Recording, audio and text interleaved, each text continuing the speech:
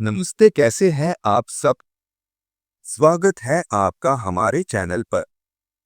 आप सभी का बहुत बहुत स्वागत है आज की इस नई वीडियो में। तो चलिए आज का वीडियो शुरू करते हैं। ओम श्रीमन्नारायणाय नमः। श्री विष्णु पुराण छठा अध्याय। भिन्न भिन्न नरकों का तथा भगवान नाम के महात्म्य का वर्णन। श्री प्राश्र जी बोले, हे विप्र, तदंतर पृथ्वी और जल के नीचे नरक हैं जिनमें पापी लोग गिराए जाते हैं। हे महामुनि, उनका विवरण सुनो।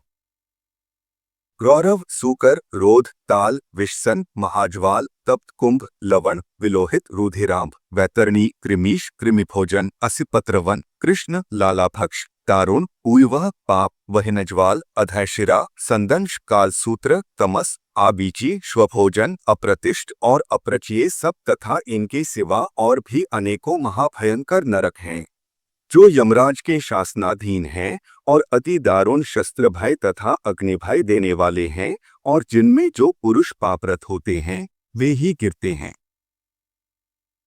जो पुरुष कूट साक्षी, झूठा गवाह अर्थात जानकर भी न बतलाने वाला या कुछ का कुछ कहने वाला होता है, अथवा जो पक्षपात से यथार्थ नहीं बोलता और जो मिथ्या भाषण करता है, वह रौरवनर्क में जाता है।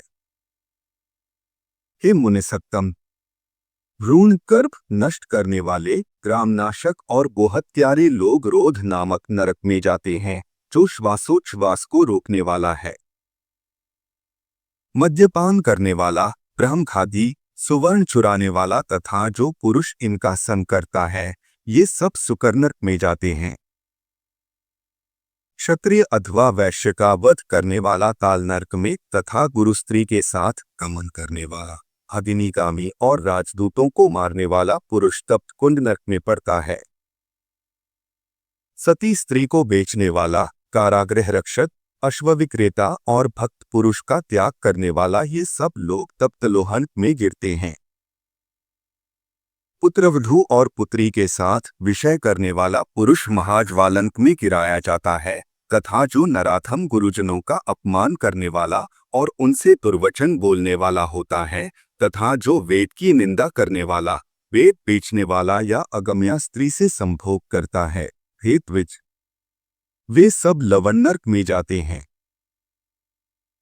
चोर तथा मर्यादा का उल्लंघन करने वाला पुरुष विलोहितंक में गिरता है। देव, द्विज और पितृगण से द्वेष करने वाला तथा रत्न को दूषित करने वाला कृमिभक्षण नरक में और अनिष्ट यज्ञ करने वाला कृमिशनक में जाता है। जो नराधम पितृगण, देवगण और अतिथियों को छोड़कर उनसे पहले भोजन कर लेता है, वह अति उग्र लालाभक्षण नरक में पड़ता है और बाण बनाने वाला वेदक नरक में जाता है। जो मनुष्य करणी नामक बाण बनाते हैं और जो खड्गादि शस्त्र बनाने वाले हैं, वे अति दारुण विषसन नरक में गिरते हैं। असत प्रतिग्रह, दूषित उपायों से धन संग्रह करने वाला, अयाज्य याजक और नक्षत्रोपजीवी, नक्षत्र विद्या को न जानकर भी उसका ढोंग रचने वाला पुरुष अधोमुख नरक में पड़ता है। साहस, निष्ठुर कर्म करने वाला पुरुष पूर्वहन में जाता है, तथा पुत्र मित्रादि की वंचना करके अकेले ही स्वादु भोजन करने वाला और लाख, मांस, रस, तिल तथा लवण आदि बेचने वाला ब्राह्मण भी उसी पूर्व नरक में गिरता है। हे द्विजश्रेष्ठ, पिलाव, कुक्कुट, छाग, अश्व, शुकर तथा पक्षियों को जीविका के लिए पालने से भी पुरुष उसी नरक में जाता है। नट या मलवृत्ति से रहने वाला, धीवर का कर्म करने वाला, कुंड उत्पत्ति से उत्पन्न संतान का अन्न खाने वाला, विष देने वाला, चुगलखोर, स्त्री की असवृत्ति के आश्रय रहने वाला, धन आदि के लोक से बिना पर्वक, अमावस्या आदि पर्व दिनों का कार्य कराने वाला द्विज, घर में आग लगाने वाला, मित्र की हत्या करने वाला, शकुन आदि बताने वाला, ग्राम का पुरोहित तथा सोम, मदिरा बेचने वाला, ये सब रुधिरांधन में गिरते हैं। यज्ञ अथवा ग्राम को नष्ट करने वाला पुरुष वैतरणी में जाता है, तथा जो लोग वीर्यपात आदि करने वाले, खेतों की बाढ़ तोड़ने वाले अपवित्र और छलवृत्ति के आश्रय रहने वाले होते हैं, ये कृष्ण नरक में गिरते हैं। जो वृथा ही वनों को काटता है, वह असिपत्र वन नरक में जाता है। मेषोक जीवी कड़रिए और व्याधकर्ण वहिन ज्वाला नरक में गिरते हैं, तथा हेतविज जो कच्चे घड़ों अथवा ईंट आदि को पकाने के लिए उनमें अग्नि डालते हैं, वे भी उस वहिन ज्वाला नरक में ही जाते हैं। व्रतों को लोप करने वाले तथा अपने आश्रम से पतित दोनों ही प्रकार के पुरुष संदंश नामक नरक में गिरते हैं। जिन ब्रह्मचारियों का दिन में तथा सोते समय बुरी भावना से वीर्यपात हो जाता है, अथवा जो अपने ही पुत्रों से पढ़ते हैं, वे लोग स्वभोजन नरक में गिरते हैं। इस प्रकार ये तथा अन्य सैकड़ों हजारों नरक हैं, जिनमें दुष्कर्मी लोग नाना प्रकार की यातनाएं भोगा करते हैं। इन उपर्युक्त पापों के समान और भी सहस्रों पाप कर्म हैं, उनके फल मनुष्य भिन्न भिन्न नरकों में भोगा करते हैं। जो लोग अपने वर्णाश्रम धर्म के विरुद्ध मन, वचन अथवा कर्म से कोई आचरण करते हैं, वे नरक में गिरते हैं। अधोमुख नरक निवासियों को स्वर्गलोक में देवगण दिखाई दिया करते हैं, और देवता लोग नीचे के लोकों में नारकीय जीवों को देखते हैं। पापी लोग नरक भोग के अनंतर क्रम से स्थावर, कृमि, जलचर, पक्षी, पशु, मनुष्य, धार्मिक पुरुष, देवगण तथा मुमुक्षु होकर जन्म ग्रहण करते हैं। है महाभाग, मुमुक्षु पर्यंत इन सब में दूसरों की अपेक्षा पहले प्राणी संख्या में सहस्र गुण अधिक हैं। जितन जी स्वर्ग में हैं, उतने ही नरक में हैं। जो पापी पुरुष अपने पाप का प्रायश्चित नहीं करते, वे ही नरक में जाते हैं। भिन्न भिन्न पापों के अनुरूप जो जो प्रायश्चित है, उन्हीं उन्हीं को महर्षियों ने वेदार्थ का स्मरण करके बताया है।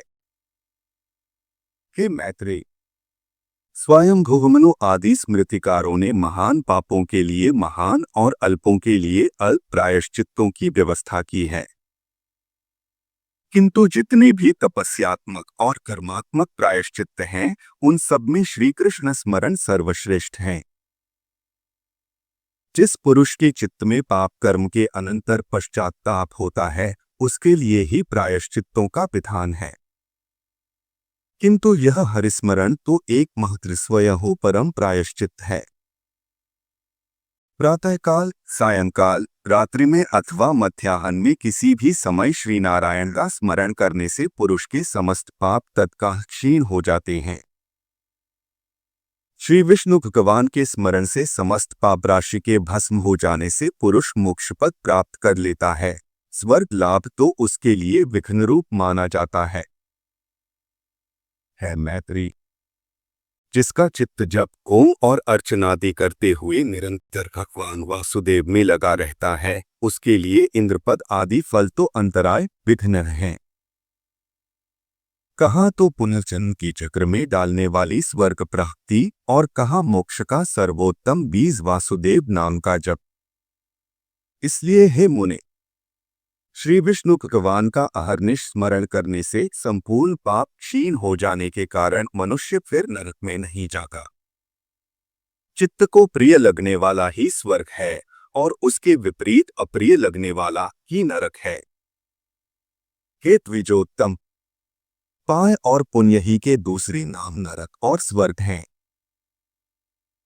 जबकि एक ही वस्तु सुख और दुख तथा ईर्ष्या और कोप का कारण हो जाती है, तो उसमें वस्तुतः नियत स्वभावत्व ही कहा है। क्योंकि एक ही वस्तु कभी प्रीति की कारण होती है, तो वही दूसरे समय दुखदायिनी हो जाती है, और वही कभी क्रोध की हेतु होती है, तो कभी प्रसन्नता देने वाली हो जाती है। अतः कोई भी पदार्थ दुखमय नहीं है, और न कोई सुखमय है।